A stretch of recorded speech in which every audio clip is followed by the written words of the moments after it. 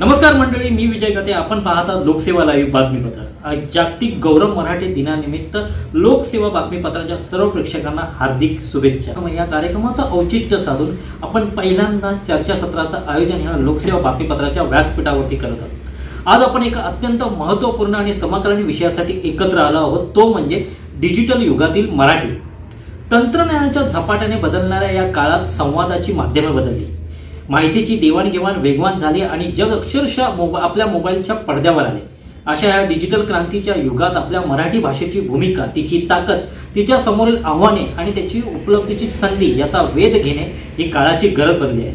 Social media, blog, podcast, YouTube, E पुस्तके, कृत्रिम बुद्धिमत्ता अशा विविध माध्यमातून मराठीचा वापर वाढत असला तरी शुद्ध लेखन, भाषेची समृद्धी आणि नव्या पिढीचा सहभाग यासारखे प्रश्न अजूनही आपल्यासमोर उभे आहेत.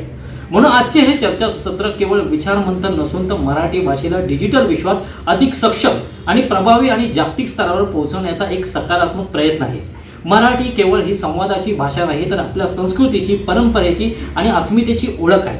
या भाषेचा वारसा जपत, तंत्रज्ञानाशी सुसंवाद साधत पुढील पिढीपर्यंत पोहोचणे ही आपली सामूहिक जबाबदारी आहे. याच भावनेतून आजच्या कार्यक्रमाची सुरुवात करत आहोत आणि मराठी भाषेची ताकद नेमकी काय आहे या संपूर्ण गोष्टीवरती आपण चर्चा करणार आहोत. आज आपल्यासमोर जे प्रमुख पाहुणे मंडळी जमलेली आहेत आणि आपापल्या पद्धतीने मराठी भाषा टिकवण्यासाठी, मराठी भाषा रुजवण्यासाठी अनेक वेळा प्रयत्न केले आहेत. आज आपल्या ह्या कार्यक्रमामध्ये उपस्थित आहेत मराठी एकीकरण समितीचे ॲडव्होकेट प्रदीप सामंत सर. धन्यवाद, आपण ह्या कार्यक्रमात आला. यानंतर शिवसेनेचे पदाधिकारी 146 विधानसभा प्रमुख आणि ते स्वतः शिक्षक आहेत श्री सचिनजी मांजरेकर.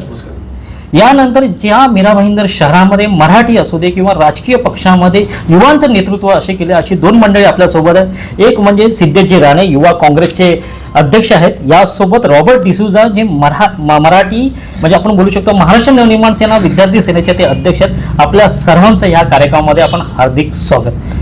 विशेषतः लोकसेवा बातमीपत्राच्या मार्फत पहिल्यांदाच या जागतिक मराठी दिनाच्या निमित्त आपण ही एक चळवळ घेतलेल्या हातामध्ये आणि चर्चासत्र आपण सुरू करतोय लगेच. आणि मराठी भाषा कशी रुजेल, आपण सुरुवात न वळता ह्या पहिल्या प्रश्नाकडे आपण वळूया. पहिला प्रश्न आपल्याकडे आहेत आणि ही जी सर्व प्रश्न आहेत आपण ह्या लोकांना विचारून डिजिटल माध्यमावरती जी मंडळी आहेत ते जे काम करत असतात, या डिजिटल म्हणजे पॉडकास्ट असू दे, ब्लॉगिंग वगैरे असू दे, त्यांना पडलेले जे प्रश्न आहेत आपण ते प्रश्न आज ह्या सर्व मंडळींना आपण विचारणार आहोत. नेमकं त्यांचं मत काय आपण जाणून घेणार आहोत. तर आपण पहिल्या प्रश्नाकडे वळूया. पहिला प्रश्न आहे, डिजिटल युगात मराठी भाषेचं अस्तित्व किती मजबूत आहे? आपण सुरुवात सरांकडनं करूया.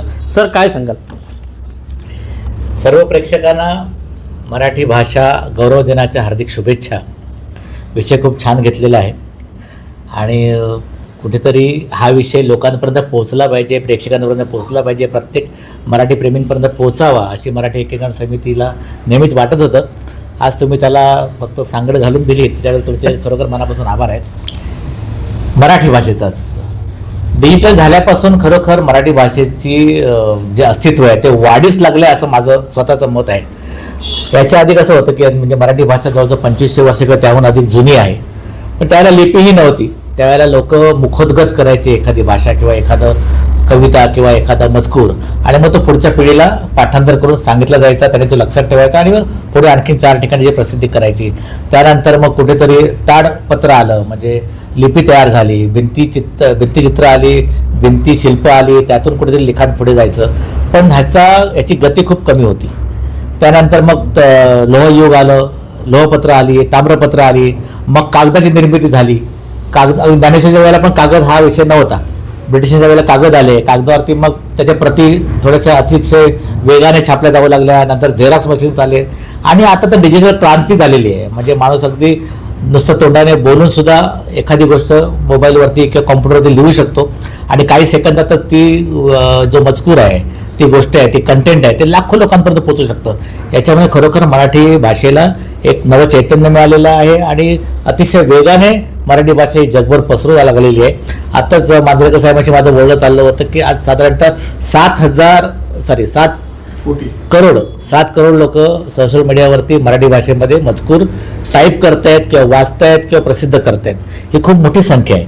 एवढा मोठा प्रेक्षक वर्ग किंवा एवढा मोठा कंटेनर जर आपल्याला लाभला असेल तर मराठी भाषेचे दिवस खरोखर खूप चांगले आहेत भविष्यामध्ये असं मला वाटतं.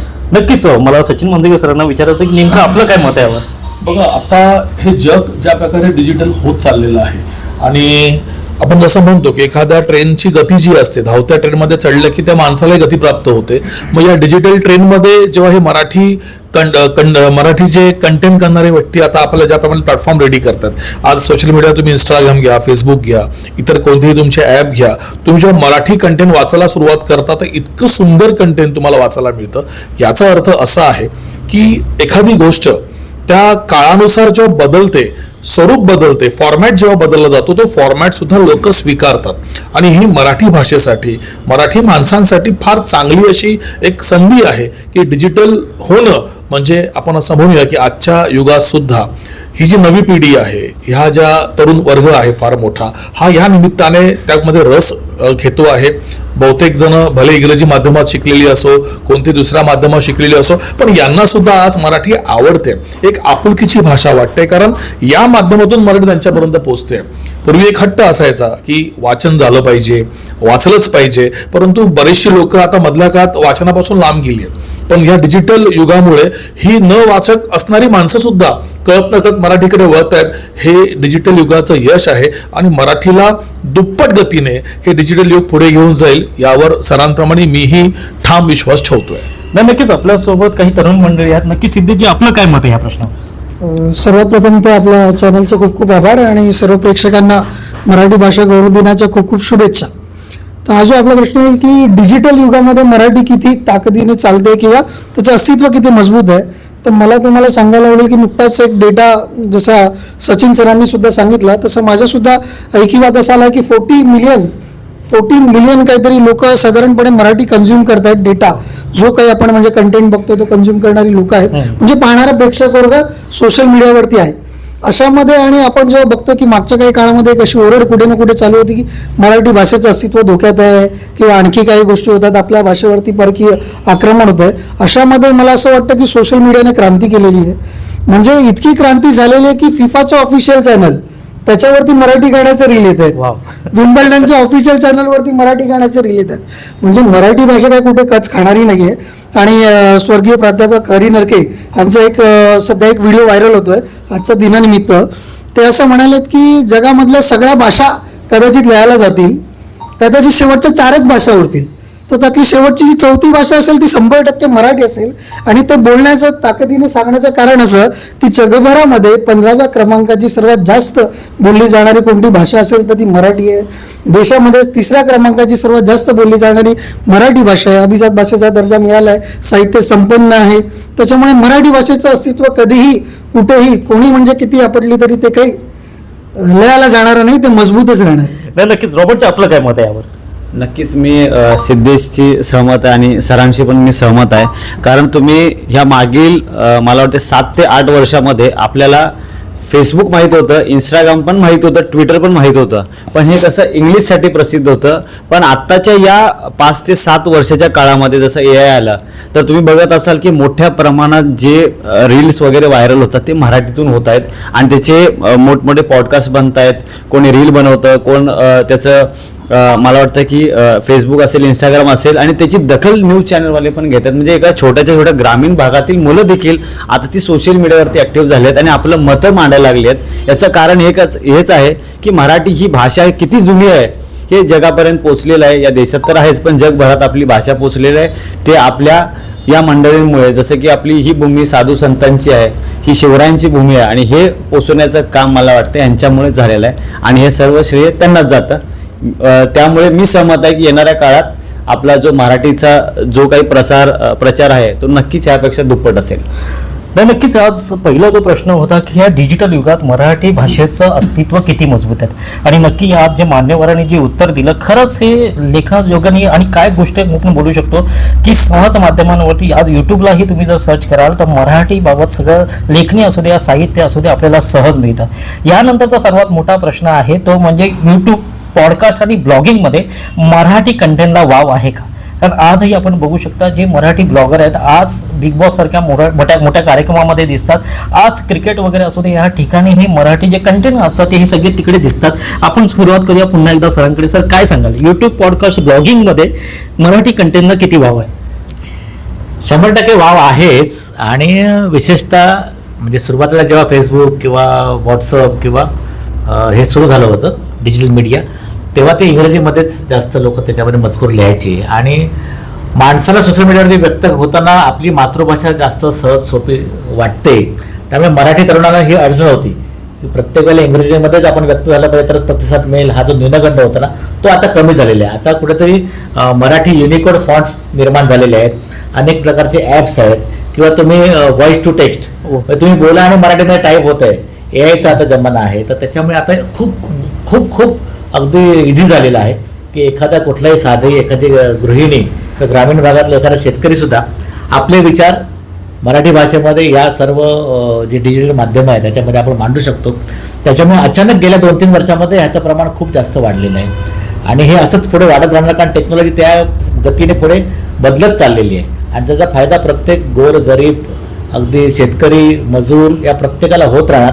अगदी लहान लहान घरातल्या गृहिणीसुद्धा अगदी त्या कुकिंगचा विषय असू देत, आरोग्याचा विषय असू दे, शिक्षणाचा विषय असू दे, या प्रत्येक क्षेत्रामध्ये विपुल प्रमाणामध्ये कंटेंट्स मजकूर सामाजिक माध्यमात सध्या उपलब्ध आहेत आणि ह्याच्यापुढे पण ते होत राहील. सचिव सर, आपलं काय मत आहे यावर? बघा, तुम्ही किती यांना वाव आहे हा प्रश्न पहिला विचारता. त्याचं उत्तर असं आहे की मागणी खूप आहे परंतु पुरवठा अजूनही तितक्या प्रमाणात आजही बाजारामध्ये उपलब्ध नाहीये. कारण हे सगळे तुम्ही जे माध्यमं घेतलं, युट्यूब असेल, पॉडकास्ट असेल, इतर कोणतेही माध्यम असतील, तर प्रामुख्याने दर्जात्मक आपण ज्याला कंटेंट म्हणतो, हा दर्जा अजूनही ज्या लेवलला गेला पाहिजे किंवा ज्या लेवलला प्रेक्षक त्या गोष्टीची अपेक्षा बाळगतात त्या लेवलला अजून गेला नाही असं माझं व्यक्तिगत मत आहे.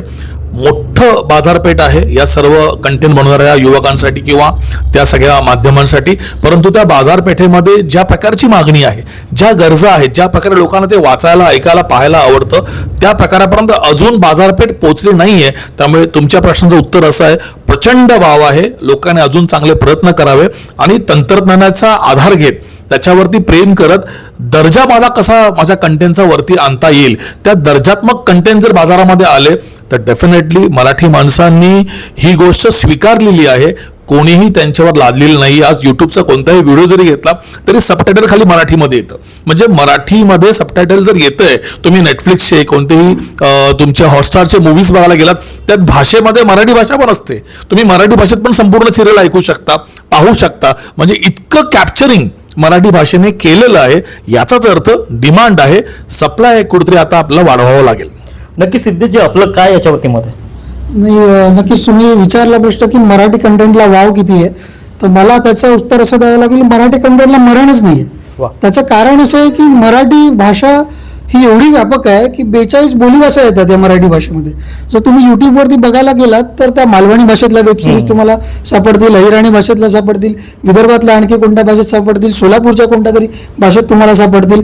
म्हणजे एवढा कंटेंट किंवा एवढं आपल्याकडे म्हणजे कधीच काय संपणार नाही आहे. वेगवेगळ्या भाषेत जरी बोलायला गेलो तरी एवढा कंटेंट होणार आहे की संपणार नाही. त्याच्याही पलीकडे जाऊन महाराष्ट्रातला एक मोठा इतिहास आहे. गड किल्ल्यांवरती जरी ठरवलं ना एखाद्याने मला कंटेंट तयार करायचं आहे, त्याचं अख्खं आयुष्य जाईल एवढा कंटेंट या महाराष्ट्रात आहे. त्याच्यामुळे मराठी कंटेंटला कुठेच मरण नाही, त्याला नक्कीच वाव आहे आणि तो वाव 100% पुढच्या काळात दिसून येईल. रॉबर्टचं आपलं काय मत आहे यावर? नक्कीच यूट्यूब चॅनल बनतात किंवा पॉडकास्ट बनतायत, तर त्याच्यामध्ये मी तुम्हाला छोटंसं एक उदाहरण, सोलापुरातील एक आपला सूरज मुलगा आहे, तो बिग बॉसचा विनर झाला. तो कोण होता? मराठी. मग त्याने पण म्हणजे असं वाटत होतं की अरे तो कुठे होता, पण त्या 5 ते 6 वर्षामध्ये तो इतका वरती आला की त्याला अख्खं देश ओळखायला लागला की बाबा हा मुलगा कोण. आणि एवढ्या सामानातील लोक, जसं तर मला वाटतं की जिम करणारी लोक आता सध्या पण एक बिग बॉसमध्ये गेले. म्हणजे सामान्य घरातील लोक आपले रील्स बनवून किंवा यूट्यूब चॅनलला आपलं चॅनल बनवलं, व्हिडिओज टाकले, कंटेंट तयार केले आणि त्या कंटेंटच्या माध्यमातून आज ते सर्व देशासमोर येतात. नक्कीच आपल्याला वाव आहे आणि भरपूर विषय आहेत आपल्याला विषय घेण्यासाठी. त्याच्यामुळे मराठीसाठी तर सिद्धेश जसं बोला तसं की मरण तर नाही आहे, आपल्याकडे खूप विषय आहेत आणि त्या विषयावरती आपली मुलं आणि जी मंडळी आहेत, जी जुनी मंडळी आहेत, ती लोक पण आता ह्या प्लॅटफॉर्मवरती आहेत. त्याच्यामुळे सगळी माहिती तर आपल्याला आता उपलब्ध इझिली आहे.